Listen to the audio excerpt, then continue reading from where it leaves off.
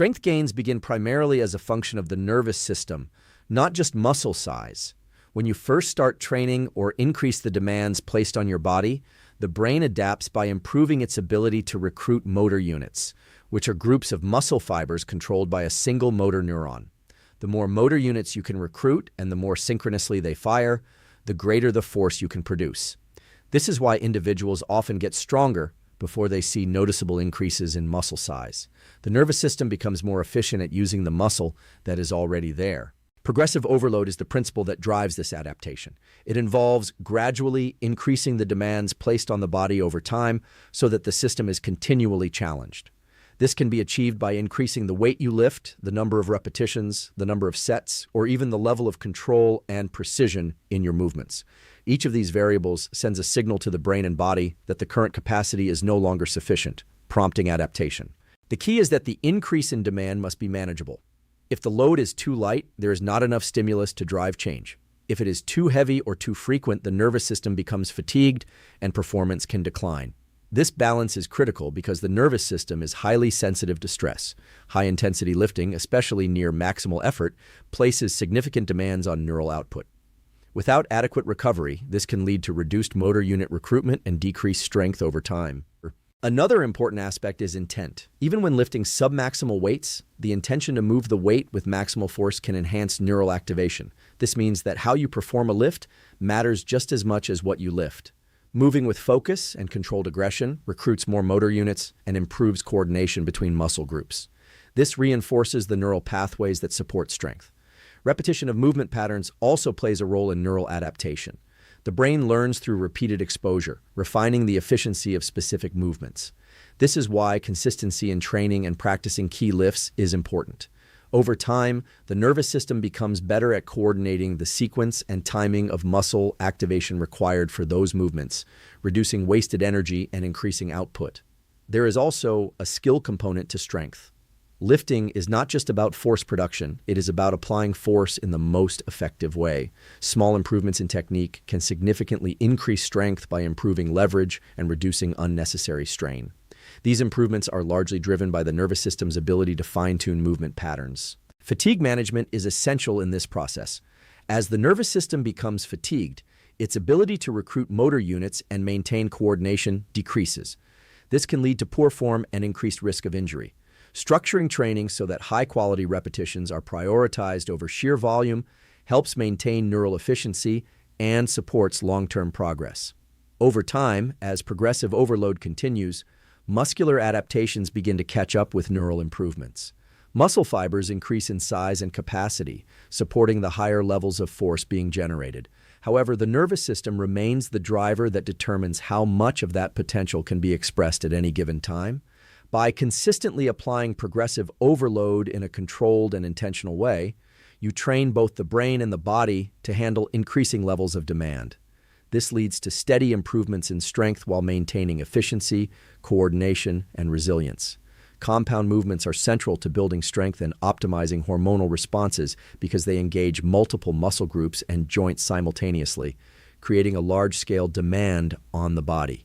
Exercises like squats, deadlifts, presses, and rows require coordination between the lower body, upper body, and core, forcing the nervous system to organize complex patterns of activation.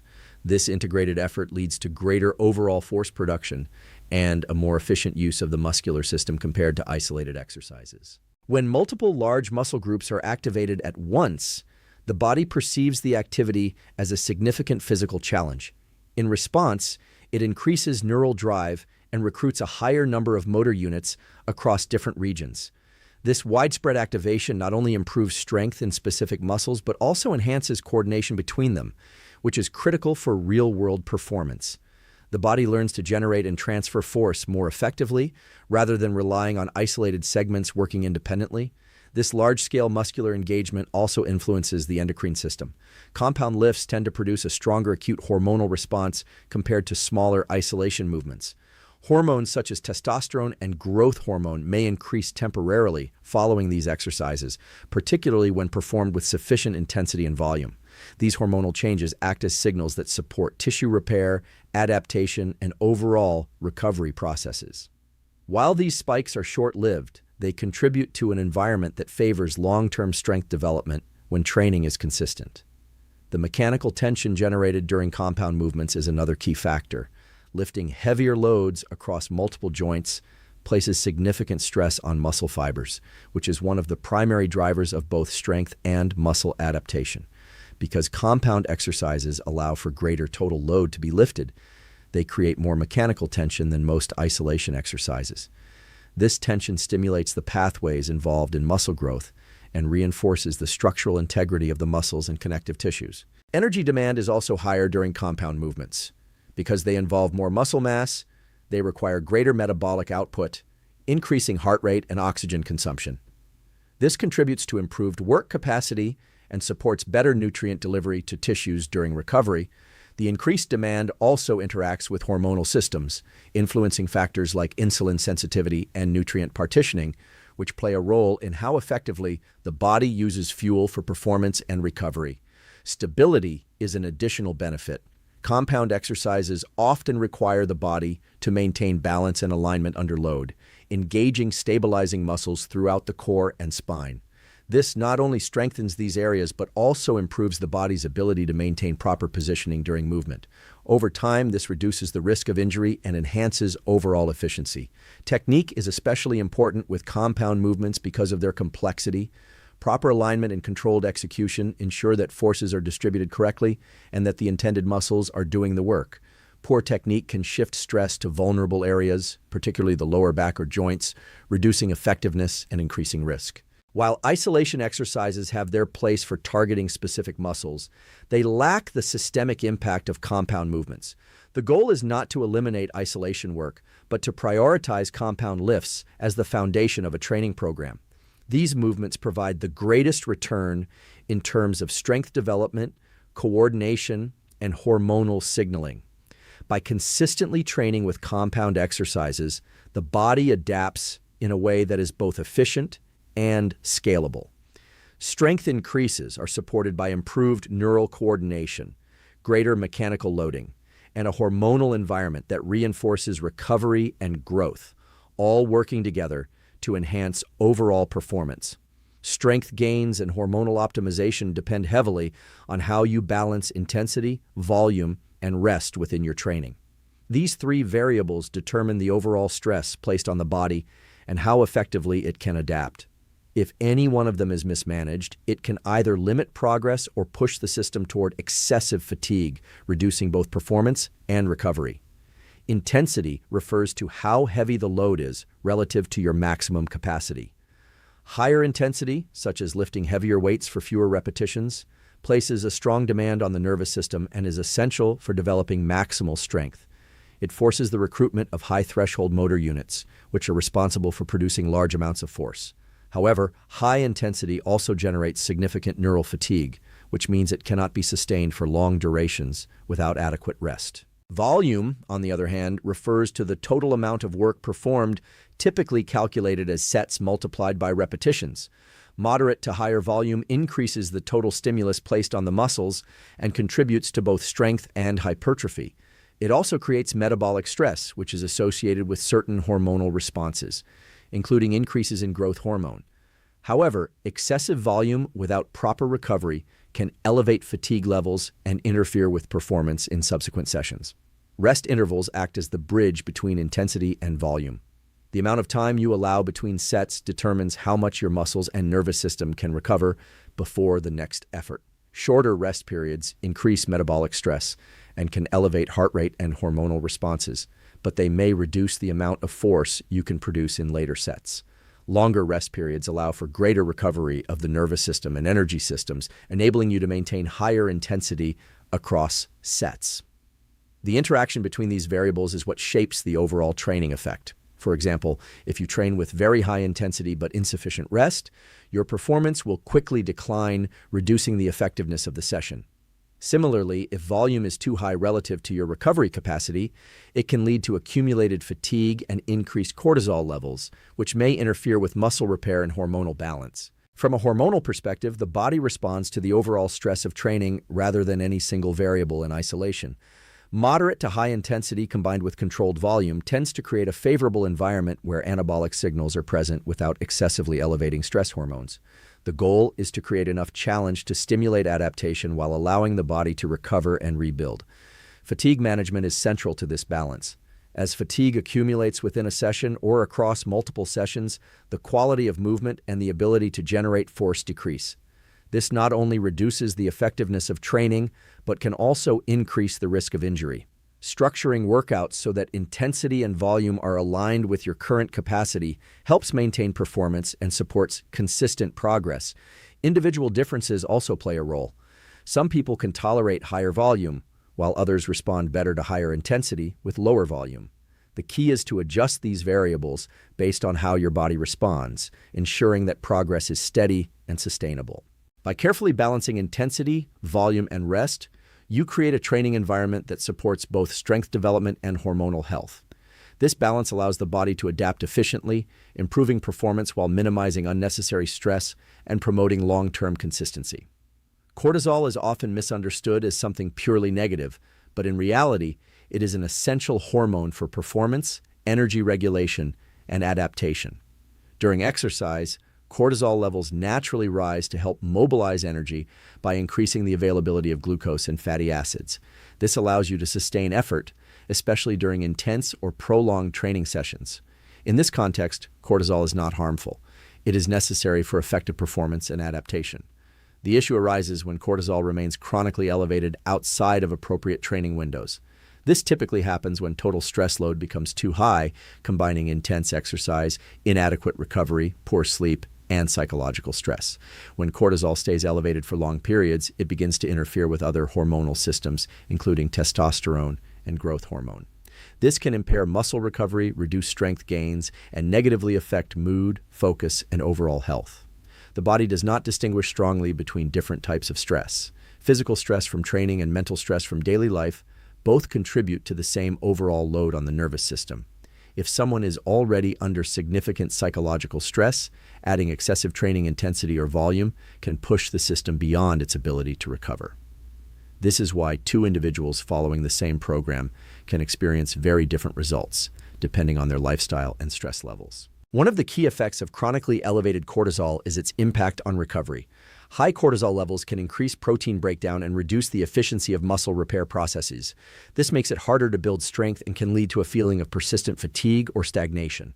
Additionally, cortisol influences sleep quality, and poor sleep further disrupts hormonal balance, creating a cycle that is difficult to break. Managing cortisol is not about eliminating it, but about ensuring it rises and falls at appropriate times. Exercise should create a temporary increase in cortisol, followed by a return to baseline during recovery.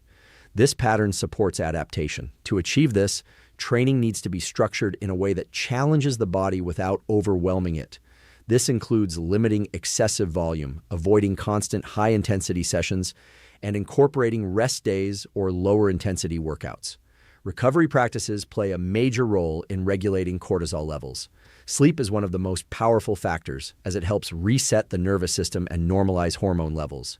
Without adequate sleep, cortisol remains elevated and the body becomes less responsive to training. Nutrition also contributes, as insufficient calorie or carbohydrate intake can increase cortisol by signaling an energy deficit. Breathing techniques and relaxation practices can directly influence the nervous system and help lower cortisol levels. Slow, controlled breathing activates the parasympathetic system, which counteracts stress responses. Even short periods of relaxation during the day can help reduce overall stress load and improve recovery capacity. Training structure should also include variation. Constantly pushing at maximum intensity can lead to diminishing returns and increased stress. Alternating between higher and lower intensity sessions allows the body to recover while still making progress. This approach supports both performance and hormonal balance over time. Awareness of internal signals is important. Persistent fatigue, decreased motivation, poor sleep, and reduced performance can all indicate that stress levels are too high. Adjusting training and recovery strategies in response to these signals helps prevent long-term issues. By managing total stress load and allowing cortisol to function within its natural rhythm, you create an environment where strength gains and hormonal health can coexist. This balance ensures that Train Nutrition provides the raw materials and signaling inputs that determine how effectively the body can build strength and maintain a healthy hormonal environment. Training creates the stimulus for adaptation, but without proper nutritional support, that stimulus cannot be translated into muscle repair, growth, and improved performance. The body requires sufficient energy and specific nutrients to support both the mechanical demands of lifting and the endocrine processes that regulate recovery and adaptation. Protein plays a central role because it supplies amino acids, which are the building blocks for muscle tissue. When you train, you create microscopic damage in muscle fibers, and protein is required to repair and strengthen those fibers. Adequate protein intake also supports the activation of pathways involved in muscle protein synthesis, particularly through the amino acid leucine. Without enough protein, the body cannot effectively repair tissue, limiting strength gains regardless of how well the training is structured. Carbohydrates are equally important, especially for performance and hormonal balance. They provide a primary source of energy for high-intensity exercise by replenishing glycogen stores in muscles. When glycogen levels are sufficient, the body can sustain higher levels of output, allowing for more effective training sessions. Carbohydrates also play a role in regulating cortisol. Low carbohydrate intake, particularly in the context of intense training, can elevate cortisol levels as the body attempts to compensate for reduced energy availability. This can interfere with recovery and negatively impact hormonal balance over time. Dietary fats are essential for hormone production, including testosterone and other steroid hormones. Cholesterol derived from fats serves as a precursor for these hormones. Extremely low-fat diets can reduce the availability of these building blocks, potentially lowering hormone levels and impairing recovery, including healthy sources of fats, such as those from nuts, seeds, fish, and certain oils, supports endocrine function and overall health. Energy balance is a critical factor that ties all of these elements together. If total calorie intake is too low relative to energy expenditure, the body shifts into a conservation mode. In this state, it prioritizes essential functions and reduces processes related to growth and performance. This can lead to decreased testosterone, increased cortisol, and reduced muscle protein synthesis. On the other hand, a moderate caloric surplus can support muscle growth and recovery, provided it is combined with appropriate training. Nutrient timing can also influence performance and recovery. Consuming protein and carbohydrates around training sessions helps provide immediate energy and supports the repair process afterward. This does not require precise timing down to the minute, but aligning intake with periods of higher demand can improve overall efficiency. Hydration is another often overlooked factor. Even mild dehydration can impair strength, reduce endurance, and affect cognitive function. Water is involved in nearly every physiological process, including nutrient transport and temperature regulation, both of which are important during exercise. Micronutrients, such as vitamins and minerals, support enzymatic processes involved in energy production, muscle contraction, and hormone regulation. Deficiencies in key nutrients like magnesium, zinc, or vitamin D can negatively impact both performance and hormonal health. Consistency in nutrition is as important as the composition of the diet. Irregular eating patterns or frequent underfueling can create instability in energy levels and hormonal signals. Providing the body with a steady supply of nutrients allows it to maintain balance and respond effectively to training demands. By aligning protein, carbohydrates, fats, and overall energy intake with the demands of training, you create a physiological environment that supports both strength gains and optimal hormone function. Sleep is one of the most powerful and often underestimated factors in driving strength gains and optimizing hormones because it is during sleep that the majority of recovery and adaptation processes take place. Training provides the stimulus, but sleep is where the body actually repairs tissue, restores the nervous system, and regulates the hormonal environment necessary for progress. Without sufficient high-quality sleep, even well-designed training and nutrition strategies become significantly less effective. One of the key hormonal events during sleep is the release of growth hormone, particularly during deep non-REM sleep. Growth hormone supports muscle repair, tissue regeneration, and overall recovery. Its release follows a natural rhythm that is closely tied to sleep timing and quality. When sleep is disrupted or shortened, this release is reduced, limiting the body's ability to recover from training and build strength. Testosterone, another critical hormone for strength and performance, is also heavily influenced by sleep. Levels of testosterone tend to rise during sleep and peak in the early morning. Chronic sleep restriction has been shown to reduce baseline testosterone levels, which can negatively affect muscle growth, energy levels, and motivation to train. This highlights how sleep is not just about feeling rested, but directly impacts the hormonal signals that drive adaptation. Cortisol is also regulated through sleep. Under normal conditions, cortisol follows a daily rhythm, rising in the morning to promote alertness and gradually declining throughout the day. Poor sleep disrupts this rhythm, often leading to elevated cortisol levels at inappropriate times. This can increase stress, impair recovery, and interfere with other hormones such as testosterone. Maintaining consistent, high-quality sleep helps keep cortisol in a healthy range, allowing it to support performance without becoming chronically elevated. The nervous system also undergoes significant recovery during sleep. Strength training places a high demand on neural output, especially during heavy or high-intensity lifts. Sleep allows the brain and spinal cord to reset, restoring the ability to recruit motor units effectively.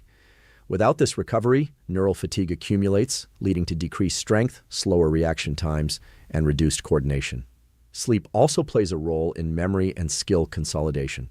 Strength is not only about muscle size, but also about how efficiently movements are performed. During sleep, the brain reinforces motor patterns practiced during training, improving technique and coordination. This process makes movements more efficient over time, contributing to increased strength without necessarily increasing effort. Inflammation and immune function are also influenced by sleep. Training creates a controlled form of stress that requires an inflammatory response for adaptation. However, inadequate sleep can lead to excessive or prolonged inflammation, slowing recovery and increasing the risk of injury. Proper sleep helps regulate this response, ensuring that the body can repair tissues effectively.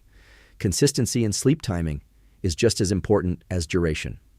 Going to bed and waking up at the same time each day supports the circadian rhythm, which in turn regulates hormone release and recovery processes. Irregular sleep patterns can disrupt these systems, even if total sleep duration appears sufficient. External factors such as light exposure, temperature, and pre-sleep habits influence sleep quality. Reducing light exposure in the evening, maintaining a cool sleeping environment, and minimizing stimulating activities before bed all support the transition into deep restorative sleep. By prioritizing sleep as a core component of training, you create the conditions for optimal recovery, efficient neural function, and balanced hormone levels. This allows the body to fully adapt to the demands of exercise, leading to consistent improvements in strength and overall performance. When all of these elements are aligned, exercise becomes a precise tool for both strength development and hormonal optimization rather than just a source of fatigue. By applying progressive overload, prioritizing compound movements, balancing intensity with recovery, managing stress, supporting the body with proper nutrition, and protecting sleep, you create an internal environment where the body can adapt efficiently. Over time, this leads to sustainable strength gains, improved energy levels, and a more stable hormonal profile that supports both performance and long-term health.